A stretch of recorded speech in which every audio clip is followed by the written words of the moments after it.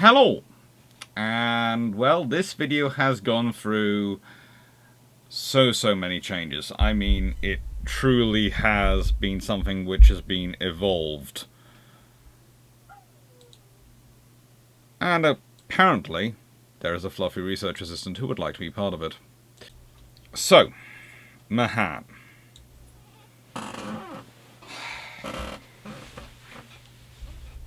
Now, this is one of those interesting people to talk about. Why?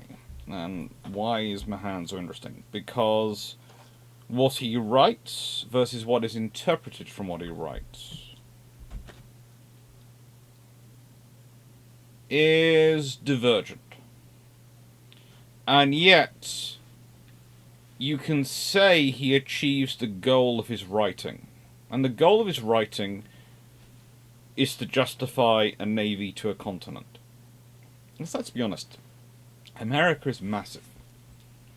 America is a truly colossal space. So much so, they have pretty much everything they need in America. You can argue that, for greater commerce and trade and expansion and all sorts of other joyous things that come along hand in hand in the period, yeah, you need a navy, but honestly, for America, why? Everything they want is there.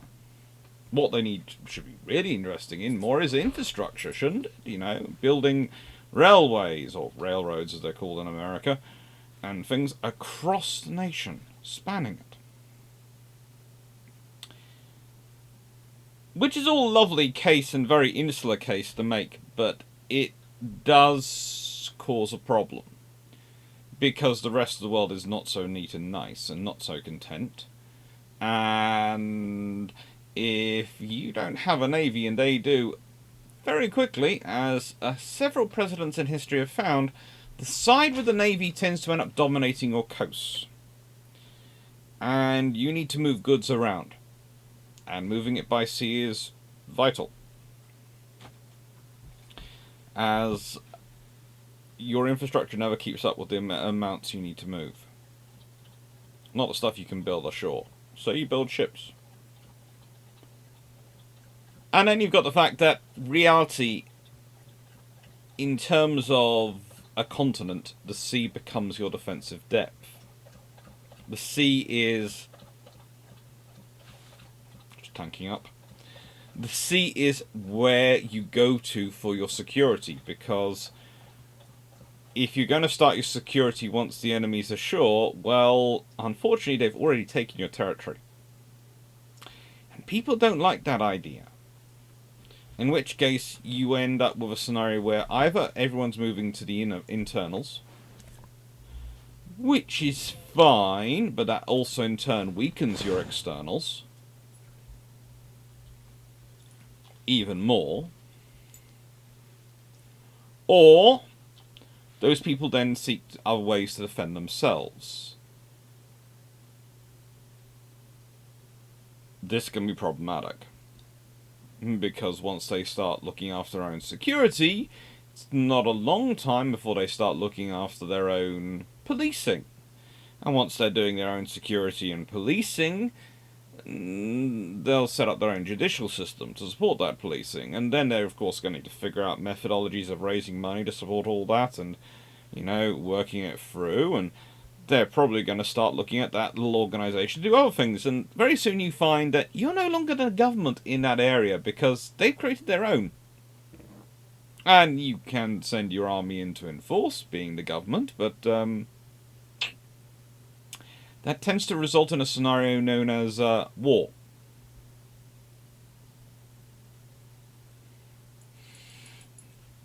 Believe it or not, this is another contributing causal factor to the American Civil War. It is. It sounds strange to say that, but the fact is, the states had taken so much of the security duties upon themselves. At a certain point, they stopped thinking the federal government matters.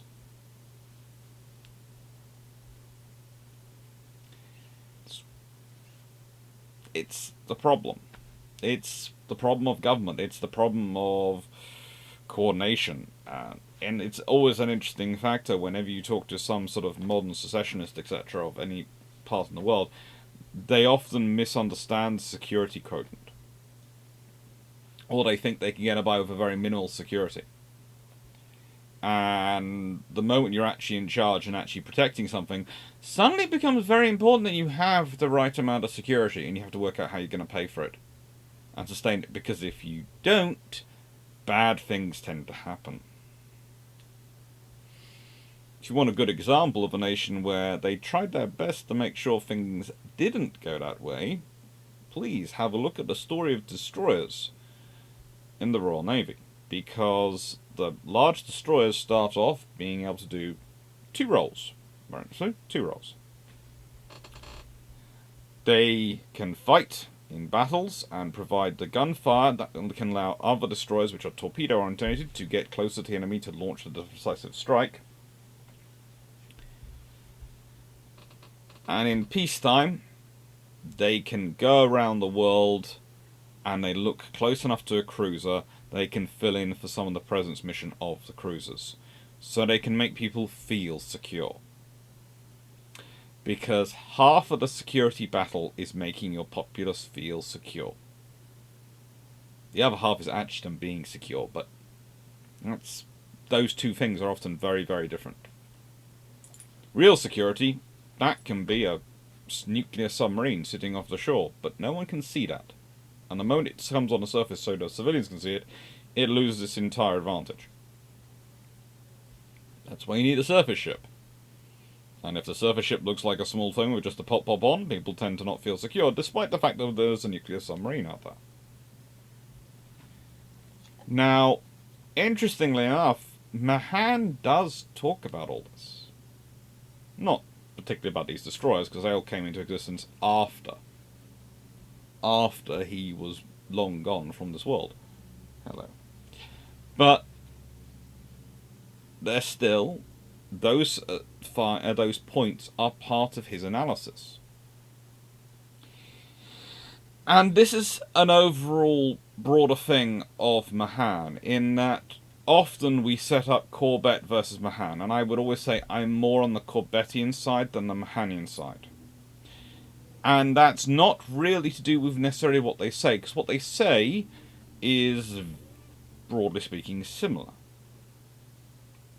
in many, many regards. And both owe themselves in some ways to Lawton, although I would always point out that Lawton is a friend of both. There's a difference between being a friend and a mentor inspiration. And this is the point you have to sort of sometimes think, because sometimes people go, well, you know, Mahan was friends with John Knox Lawton, so therefore he was inspired by him. No, they're different. Hello. And it's the same with Corbett. Both are friends with Lawton, and both are, to an extent, friendly with each other. So there are similarities going on there, and they are trying to attack similar problems, but from different perspectives. Corbett is trying to utilize sea power to preserve an empire, the largest the world has ever known. And so he's focusing on the things the empire needs to survive, the arteries of the empire. Mahan is trying to sell the virtues of naval power to a nation which is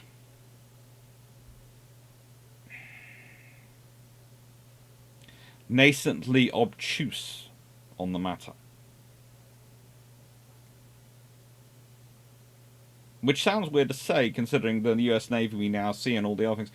But it truly is something you have to justify. Because you can't justify a navy in America based on the coasts wanting it. Because they'll want completely different navies for starters. But also because why should, and this is something which caused a civil war in the UK, why should The people of the inland states pay for the Navy to protect the outer states. Why? Well, you can make the justification that if they don't stop the enemy getting to the outer states, then the next place they'll go is the inner states. You can make that case, but, you know, if you're feeling rugged and, you know your territory, you know just how big and vast America is, you might go, well, yeah, bring it on. They'll never get to me. They might not in your lifetime.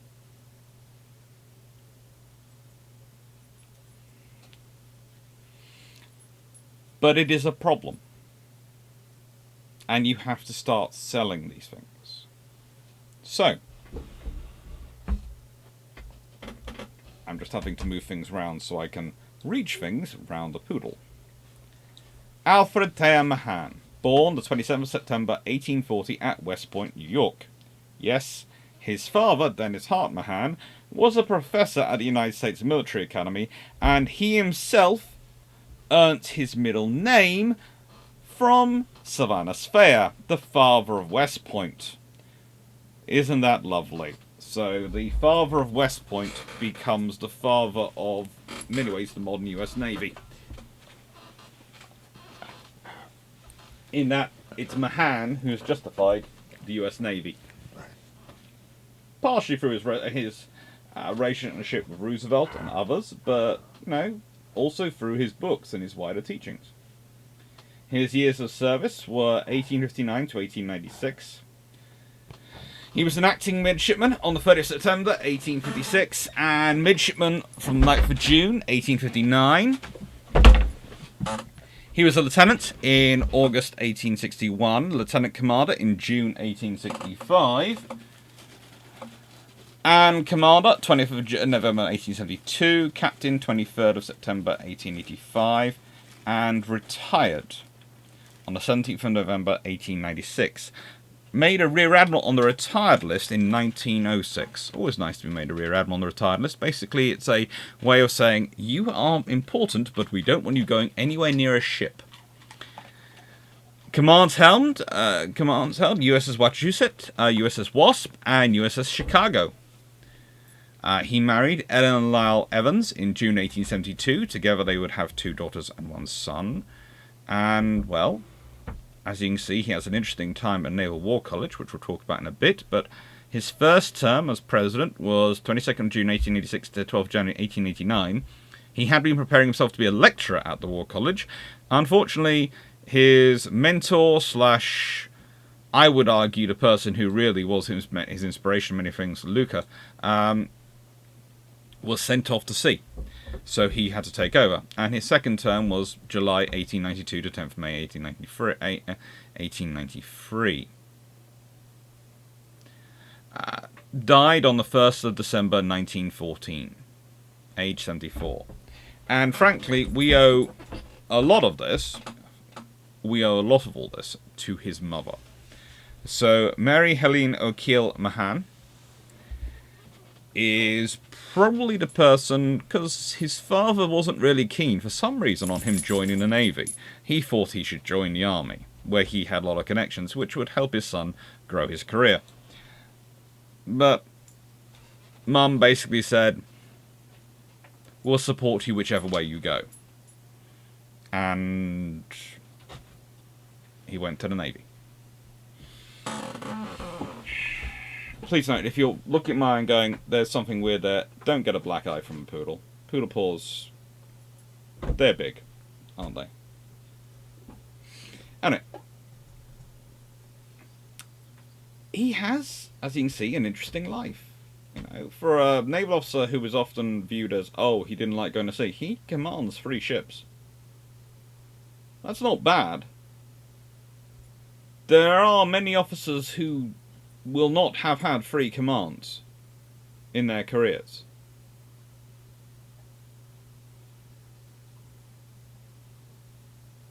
He seems to do a respectable job at it. He's left in command for long enough that, he's not terrible. He's certainly not causing mutinies here left, right, and centre. He is a far better educator and promulgator of naval ideas and naval philosophy, and definitely a far better proponent of those ideas than he is necessarily an enactor of them, but he is a competent enactor of them. That's often something which has got to be stated, because it's one of the first things that's often used to deride people who do history or do, in any way, shape, or form, write sort of theory and these things. Is people go, oh, how good are they actually doing it? Well, the trouble is, many of the people who are very, very good at doing these things are not necessarily as good at writing them down or explaining their reasoning, because they can do it on an instinctual level. You can't train instinct. And whilst it'd be lovely to depend upon that 0.001% who have the instinct to do things, the vast majority of officers and the vast majority of people in your service are not going to fall into that 0.001% of people. So you need to have people who train them. And usually, the people who have to ask more questions are going to be the better at training them. So the person who asks why we do this is going to be the person who doesn't understand why we're doing this on an instinctual level. And once they learn, they're then able to explain it to others who ask why, but also they're able to do it. Will they do it as well as someone who can do it on an instinctual level? Possibly not. But will they be able to train the rest of the 99.99% of the population who can't do it on an instinctual level to do it well enough that you are going to succeed? Yes! That's the important thing. Instinct's great. Instinct's amazing.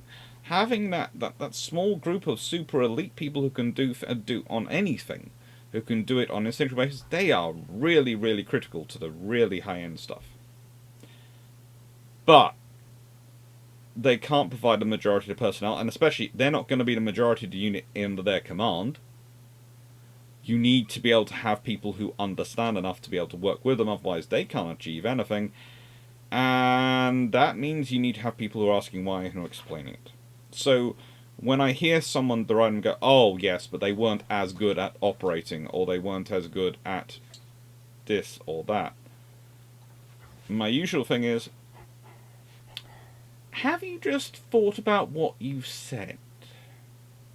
Think it through. What you have just said. Now, Chicago, she's laid down in December 1883. She's launched in December 1885, commissioned in April 1889, and commanded by Captain Alfred Thayer Mahan from probably the 11th of May 1893 to the 1st of May 1895, which, if we go back here and we look at it, that's the day after his second term as president of the Naval War College. So basically, he goes from his second term as president of the Naval War College and goes off to command the USS Chicago, which is, let's be honest, at that time, one of the biggest and most important warships in the US Navy. It's not the command you give to someone who's bad at command, is it? Let's see. I have an officer who's only good at the theoretical side of this. He's terrible, but I need to give him a command to retain him in the Navy. Yeah, I'm going to give him one of my biggest, most important, most critical assets to sail around. Or I'm going to give him a showpiece. Or I have an officer who's great at the theory side of naval warfare and has put these great papers which have persuaded congressmen, etc. He's competent at command. I'm going to put him in one of my best ships, so he's going to write more from it. Yeah.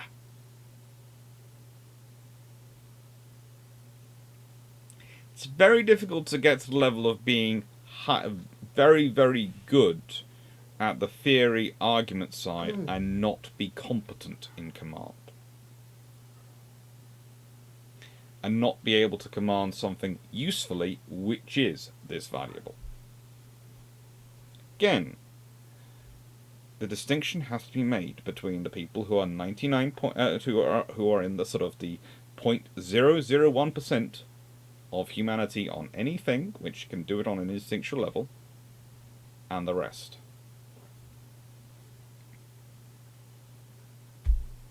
And I always find it amazing.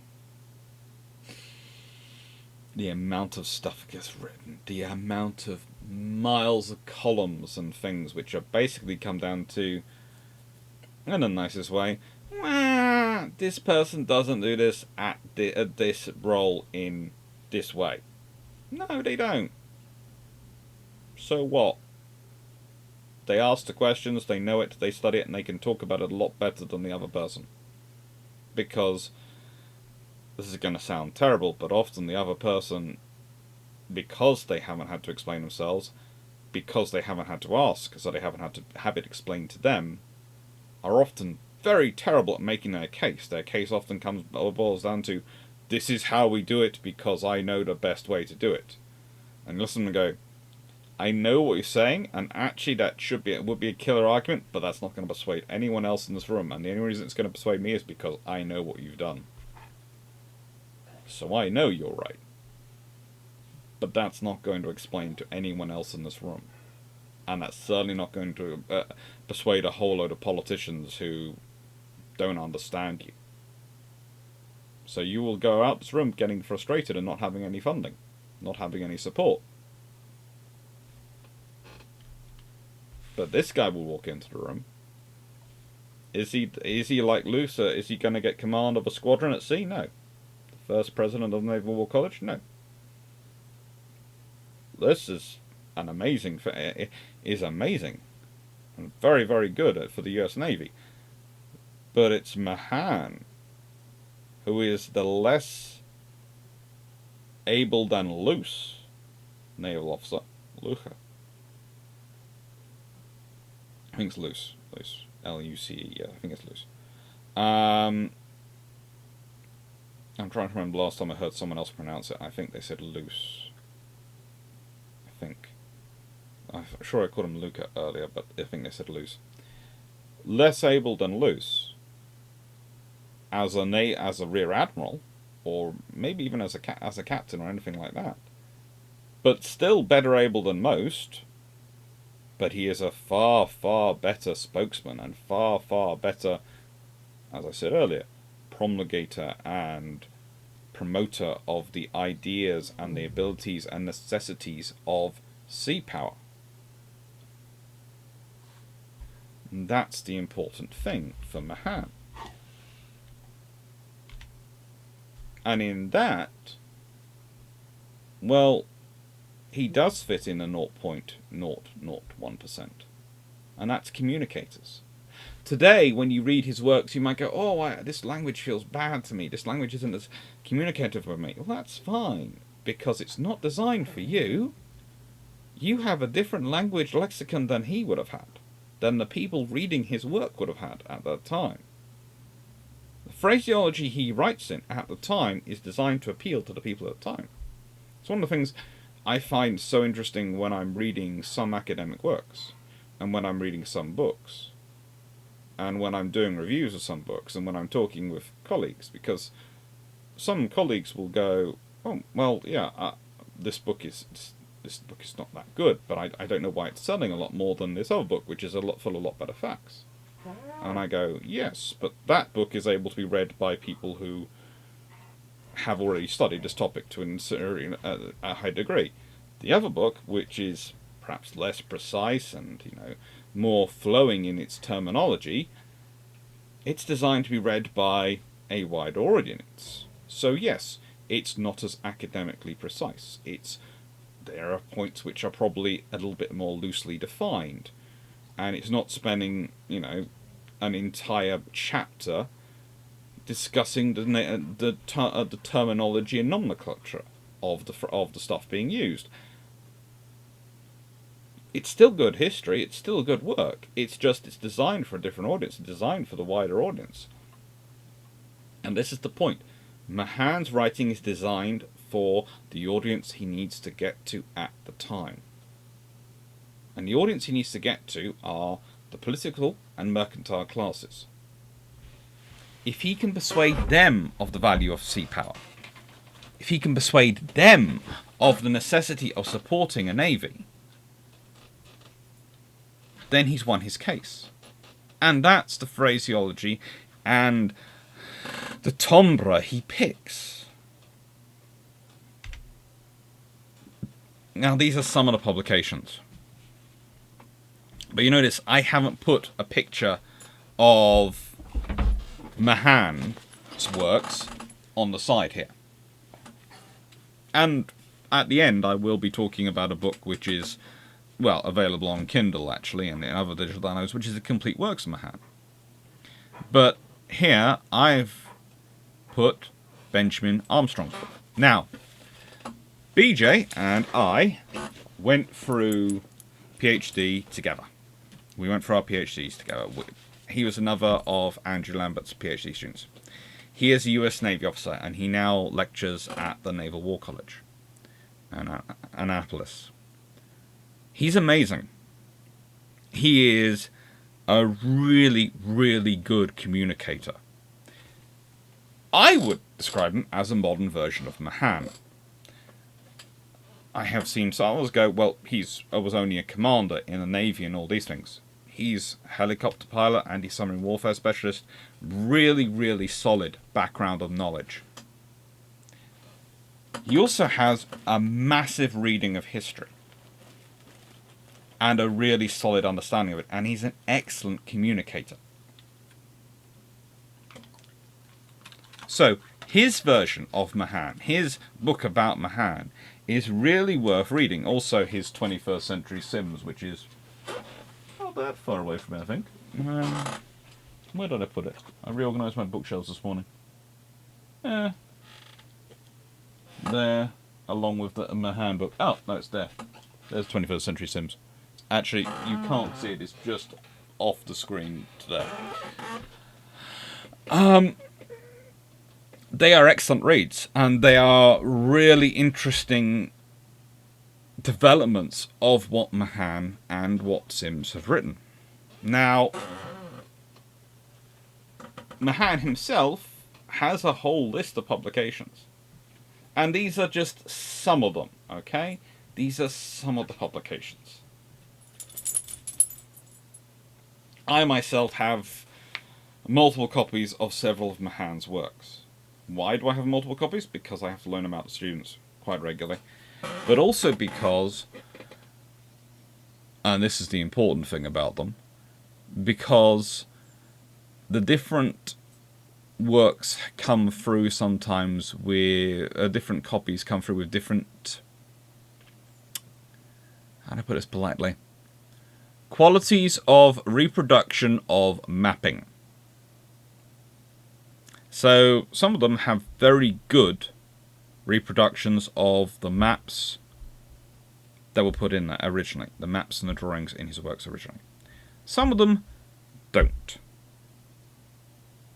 Some of them have really good interpretations, where they've used modern mapping systems and modern systems to fix the drawings and fix the maps and make them better.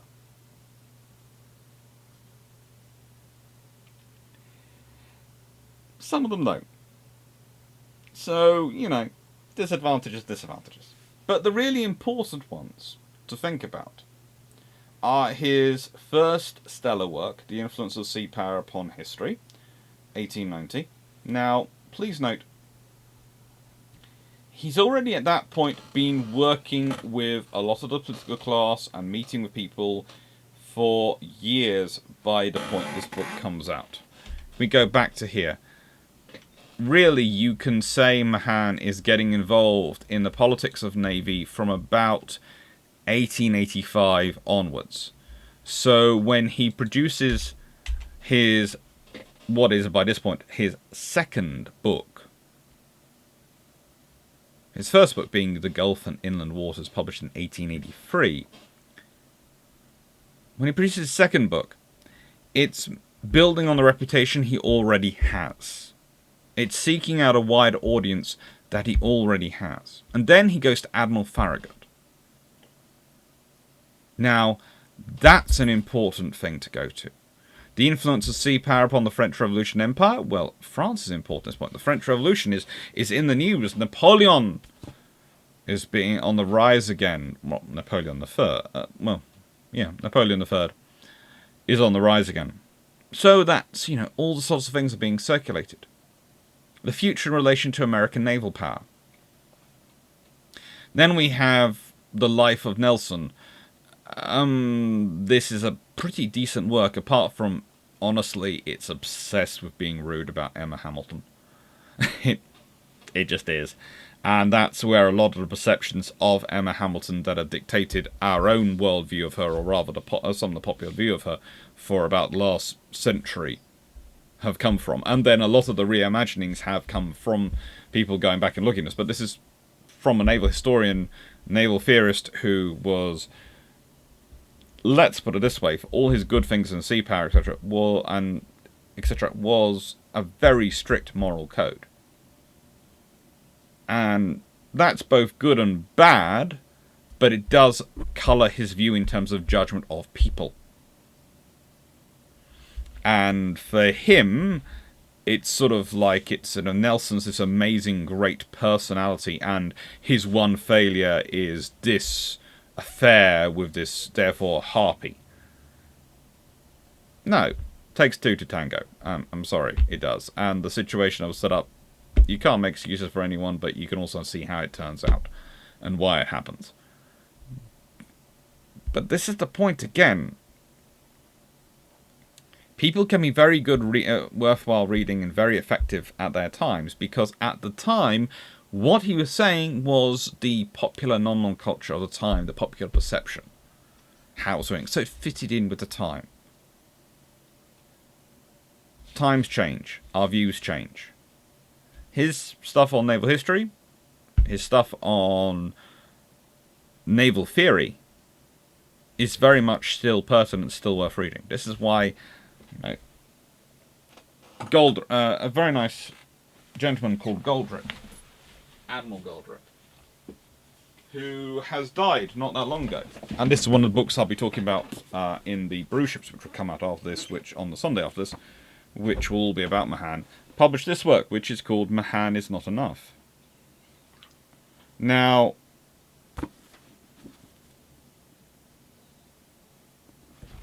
this book is published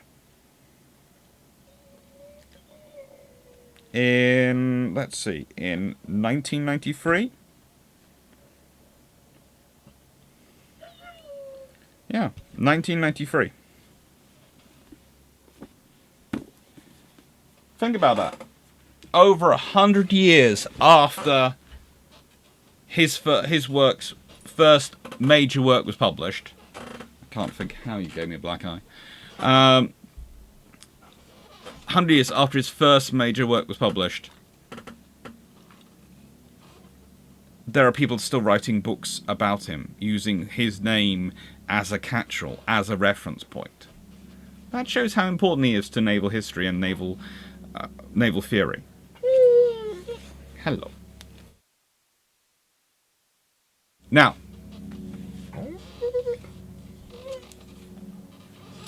you're cute.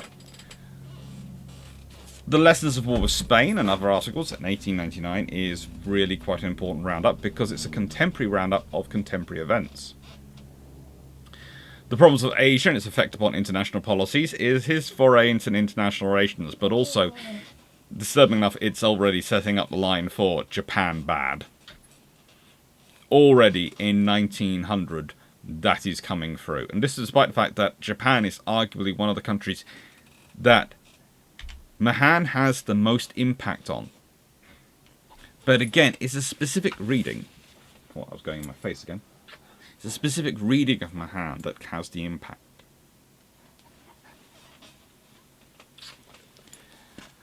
Now, Reflections, historic and other, suggested by the Battle of the Japan Sea, is of course post-Battle of Tsushima. And From Sail to Steam, his recollections of naval life is his personal account. Then Naval Administration and Warfare, some general principles and other essays published in the 1980s were always worth a read. Naval Strategy, compared and contrasted with the principles and practice of military operations on land in 1911, was, I would argue, a rejoinder to what Corbett was writing. I would argue the two are in many ways are carrying out almost a grand strategic discourse, not just through personal letters between each other, etc., but through publications. And that they are trying to generate the kind of necessary conversation you need to have in their countries by having a public discourse in publications. And it's a really interesting time to be. And then Armaments and Arbitration, or the Place of Force in International Relations of States in 1912, and The Major Operations of Navies in the War of American Independence in 1913. Pretty much his last work. Well, his last major work. There are other bits published, but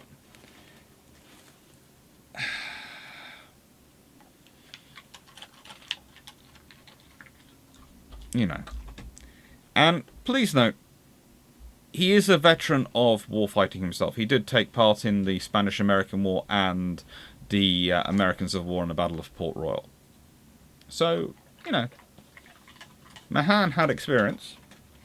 You are just blackmailing for biscuits now, aren't you? You're far too smart. And woolly. So, meet Texas. Not the Texas you'll be seeing on Twitter all the moment, but no, this is the earlier Texas. This is Battleship Zero of the US Navy. Laid down 1st of June 1889, launched 28th of June 1892, commissioned 15th of August 1895.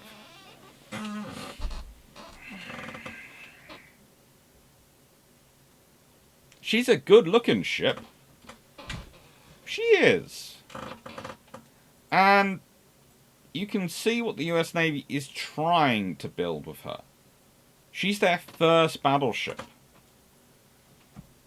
She's their first modern battleship. You know, just as Chicago had been produced in 1885 and was one of the first protected cruisers and one of the largest of the free or protected cruisers authorized by Congress for their new navy.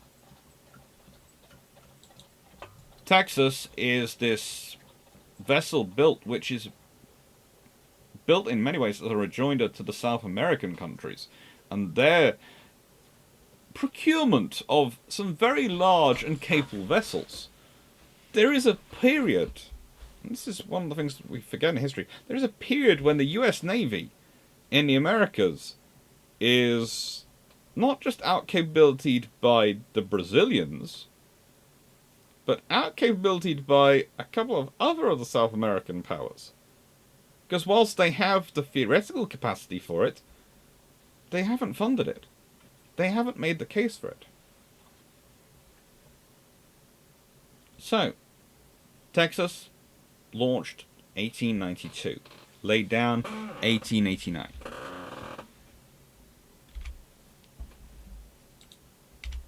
This is Maine. She's laid down in 1899, launched 1901, and commissioned by December 1902.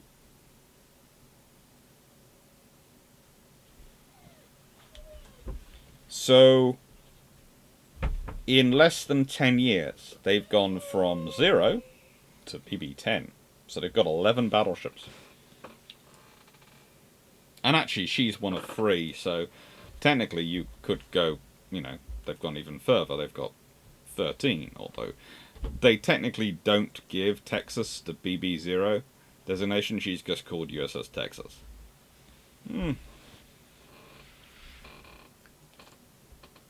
She is a vessel apart. She doesn't need to be called BB-0 because she is just a battleship.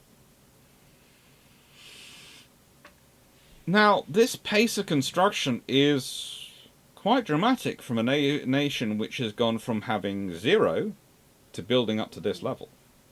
They've had to build all the infrastructure, they've had to do all the investment to get to that. They are building these ships. And these are capable, very capable sovereign type battleships. I know. My own personal peccadillo, I do not use pre-dreadnought, I use sovereign. Because I don't think you can really, whilst we can, in hindsight, nomenclature stuff and go, right then, this is a pre-dreadnought, because it's pre-dreadnought battleship. The people at the time couldn't. And therefore it doesn't really make sense unless in hindsight. So, as I like to read history forwards, I call them sovereign-style battleships. Now, she's a good ship. She's a capable ship. But there is no surprise to me, when you consider it, that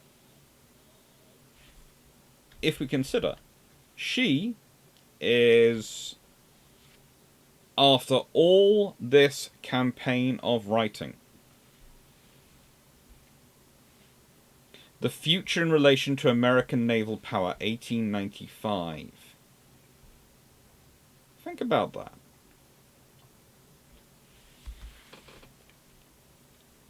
Mahan's campaign, talking with Roosevelt, all sorts of other people, persuading them, giving our effective arguments to effective public communicators, resulted not just this being launched, but in a campaign of construction which would lead the US to being able to build this within a decade later. Laid down 1889, laid down 1899.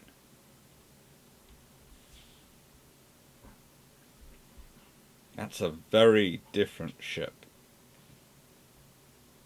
And an order of magnitude, an order of capability, not just greater, but a couple of orders greater in capability.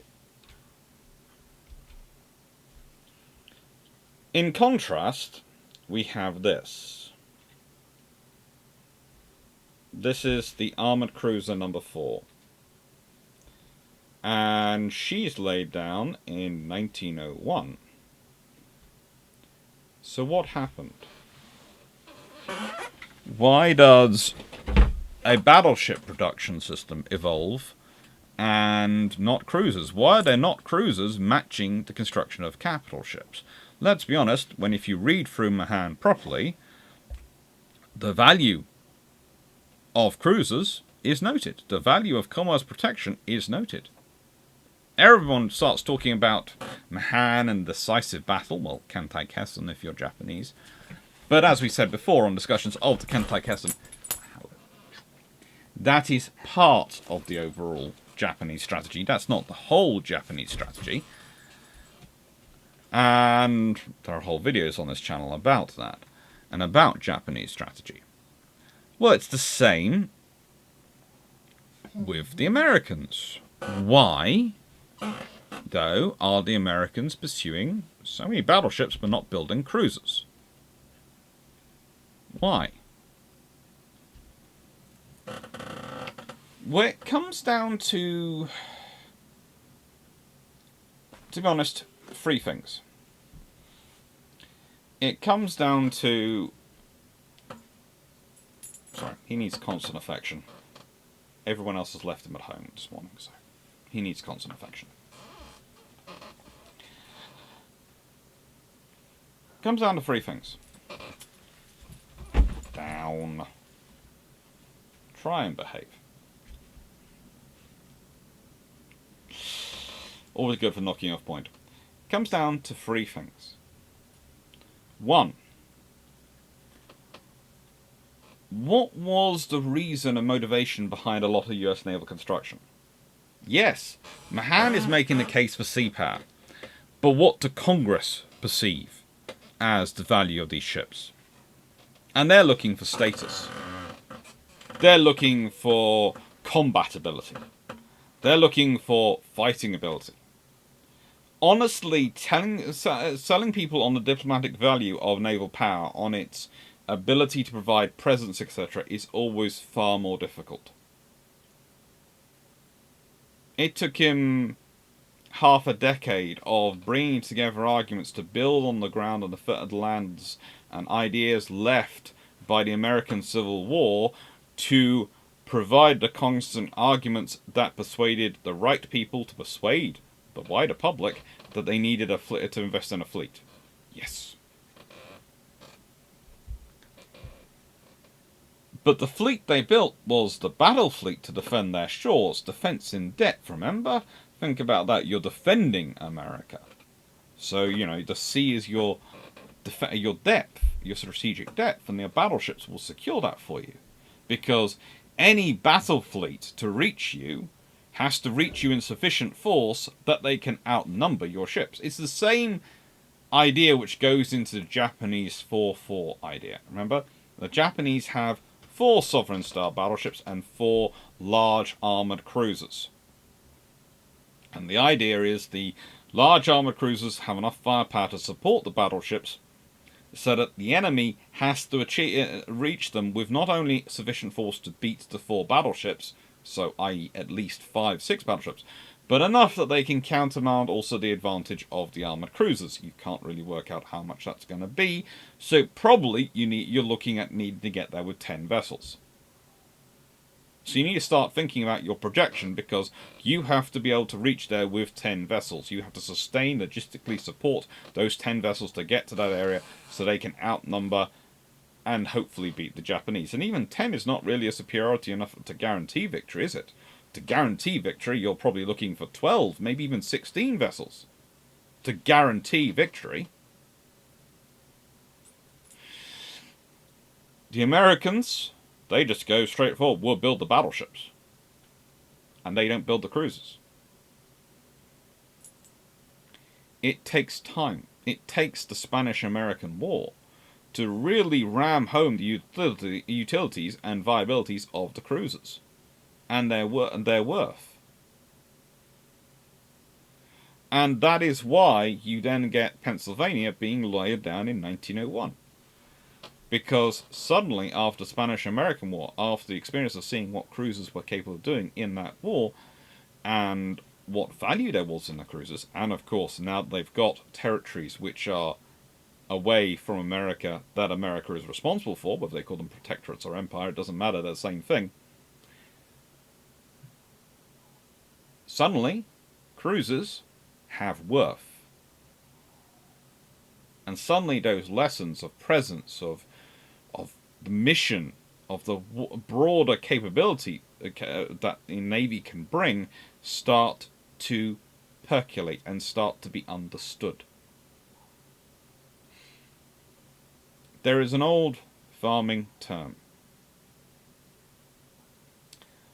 You cannot yield wheat from barren earth.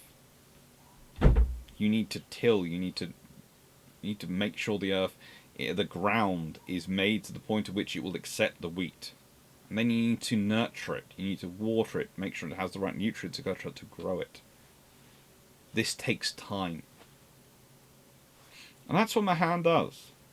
Mahan is... And that picture I've chosen because that was one of the first ever copy of The Influence of Sea Power upon History I got looked like that. Mahan is the farmer, in American terms, of naval theory, of the development of a philosophy of sea power that would attune itself with the American political psyche. He was also incredibly important the rest of the world over, because for Britain, it was great for people like Corbett and for Jackie Fisher to be able to point abroad and go, look, the Americans are learning from us how to be sea powers. Yeah. And look who else is building as a sea power. Germany and all these other people. That can be a threat. You should spend more money on us. And in Japan, etc., and similar places, it provided a basis. In Japan, of course, who had the memory of the Black Fleet, the memory of the Americans forcing them open,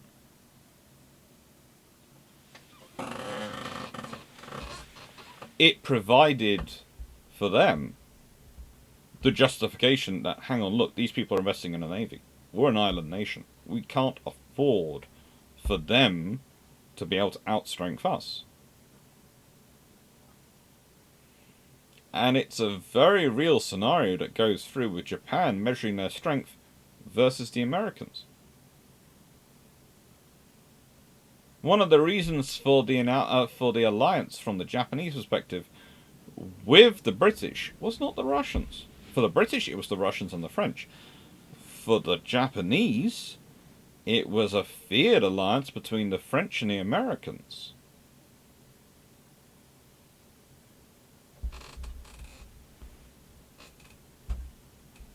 Their view being that the Royal Navy would be more than capable of holding the American Atlantic Fleet and the French fleet at bay quite happily. And therefore, the Japanese would only have to deal with the American Pacific Fleet.